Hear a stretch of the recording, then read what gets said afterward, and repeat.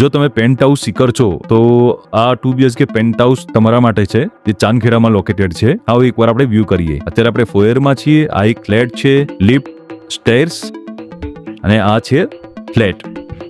અત્યારે આપણે લિવિંગ એરિયામાં આવી ગયા છીએ. થોડું એક્સપ્લેન કરું તો આ એક 2 BHK પેન્ટ હાઉસ છે, જે ચાંદખેડામાં લોકેટેડ છે, જેની ફ્લેટની સાઇઝ 118 વાર છે, એટલે ગેરેજની સાઇઝ બી 118 વાર છે. પ્રાઇસની ઇન્ફોર્મેશન હું તમને તમે કમેન્ટ કરશો, હું તમને DMમાં આપી દઈશ. આવો એકવાર આપણે આને વ્યૂ કરીએ. તો અત્યારે આપણે લિવિંગ એરિયામાં છીએ અને આ છે એની લિવિંગ એરિયાથી કનેક્ટેડ બાલ્કની, જે રોડ સાઇડનો વ્યૂ આપી રહી છે.